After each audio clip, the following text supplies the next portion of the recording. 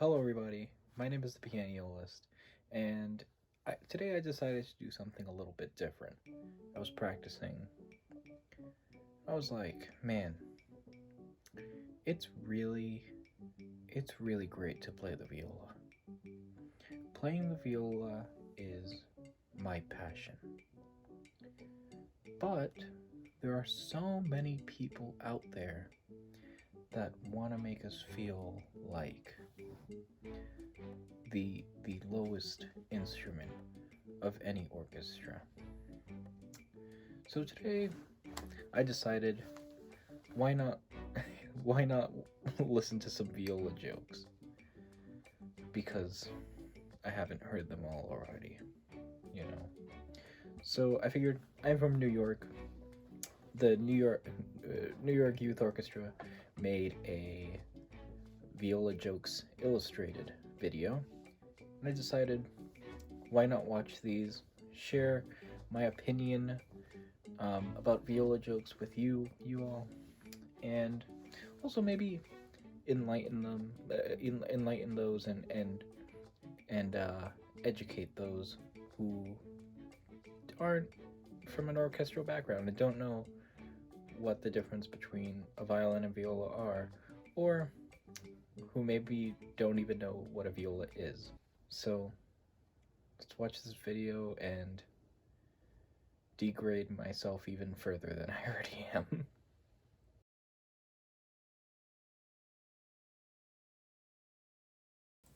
Right now, the National Youth Orchestra is in progress, so we sent a crew to Purchase College, New York, and asked the musicians questions about the viola. So here is a special viola section edition of NLIO Witness News. By the way, this video is from like 5 years ago, and I still haven't seen it, so.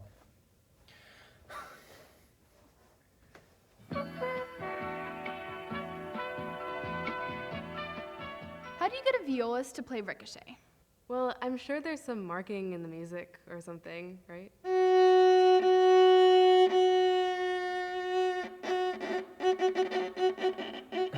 Why do violists not Let's play do. hide and seek? They're way too busy practicing. They don't have time for hide and seek. It's true. 3, But I've 2. heard this before. 1. Ready or not, here I come. Who cares? Why is it dangerous to leave your viola unattended? I don't even know. Like, could I get stolen or something? I don't know.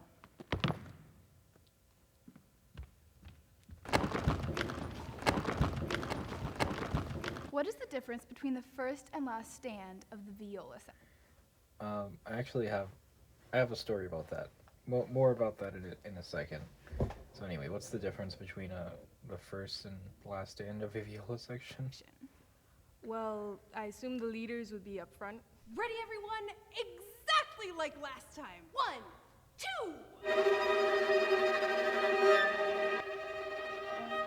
2. Half a measure.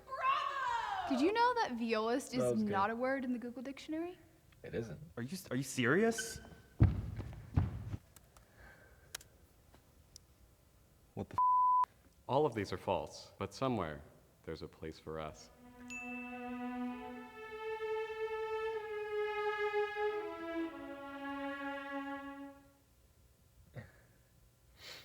I like that. That was awesome. Some of them were pretty original. I haven't heard them before. That was a nice little video. So the story I was I was gonna talk about. There was this time I was in Lehman College. I think I was rehearsing with some group, and I asked my friend if she could watch my viola because I had to use the bathroom and I didn't want to take it into the bathroom if there were people that could have watched it.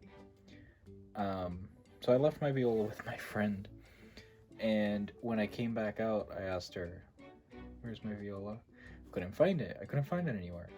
There was a guy who was standing around where I left my viola with her, and he didn't see anyone take it, so I was like, come on, what kind of security do you guys have here? And I couldn't find my viola, and then I found my my orchestra teacher, and he was like, "Sam, where's your viola?" I was like, "I can't find it." And he was like, "Oh no." He was like, "Come with me." And so we went into the rehearsal room, and he turns a corner, and there's my viola sitting there, and he hands it to me and says, "Don't leave your viola unattended." So moral of the story: don't leave your instrument anywhere without your own supervision. So, what do I think about viola jokes? I think they're hilarious. I think that it's good to laugh at yourself. I think they're true. I think that they're very unoriginal. And if you take any offense to viola jokes, then grow a sense of humor. Like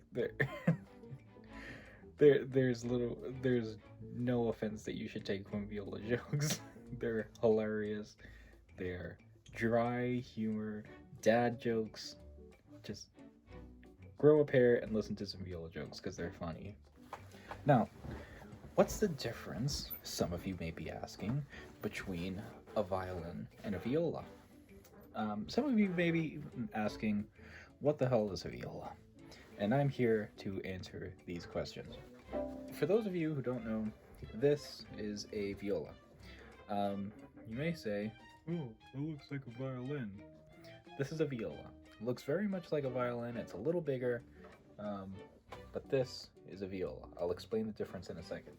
This, on the other hand, is a violin. Now, if I was to put them side by side, you would immediately see the size difference. This is a full-size violin, and this is a 16.5-inch viola.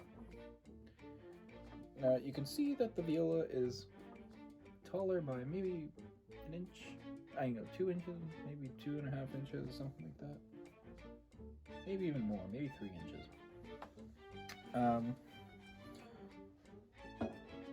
So you may have heard me say this is a full-size violin.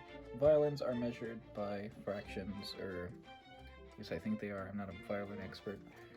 You can basically divide them. Actually, I have a violin here this is a half-size violin. And you can see that it is very tiny. It is not playable for me. It has one string. This is why I just use it for decoration. But this is a half-size violin, and it sits about, it's not as big as a full-size violin. I would say it's about half of it, I think, right? If you took all the dimensions of it, I think it would be half. The real difference between a violin and a viola is the range of the instrument. Because violas can come in all shapes and sizes, but the range is what counts. So violins sit at the highest point in the range of a string orchestra. Its strings are G, D, A, and E. So this is a violin. The highest string is E. The viola sits a fifth below the violin. So its strings are C, G, D, and A. So where the violin's lowest note is G, a viola's lowest note is C.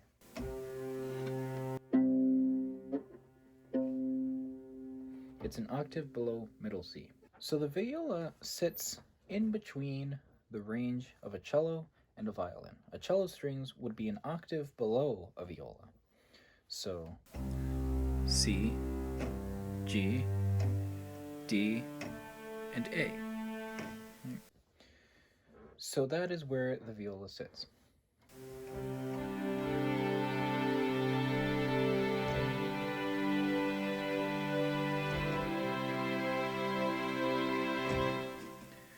So I am assuming that even to an untrained musical ear, this clearly sounds lower than a violin, where a violin would sound.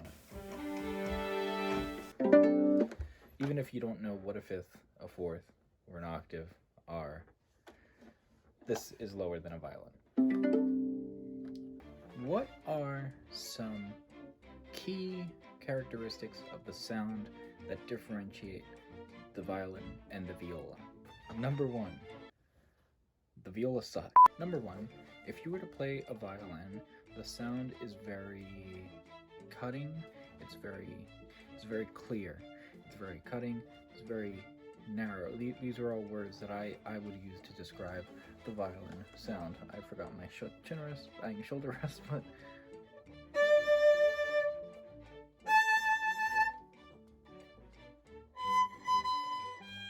I'm not a violin player. I have a violin because I had to play violin.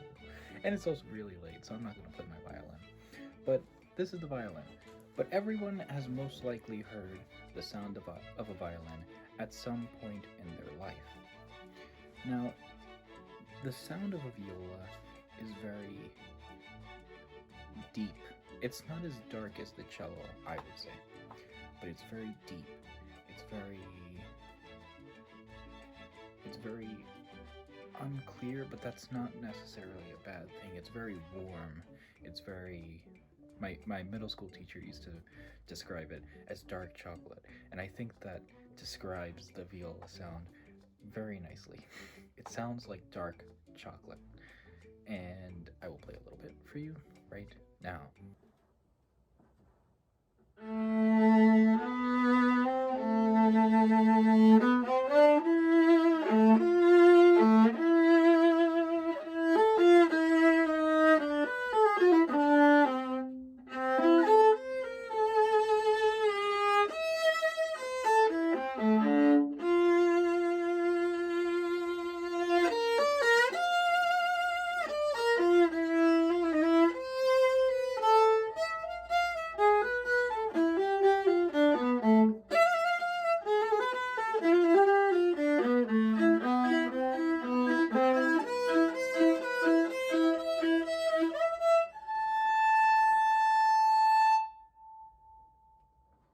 So that little excerpt was Schubert's Arpeggione Sonata, which is played a lot on the viola because we don't have as big of range as the instrument which this was written for, the Arpeggione, but we can play it. So I hope with that recording you could hear the difference between a violin and a viola. You can hear the depth of sound in the viola. You can hear the warmth in the viola.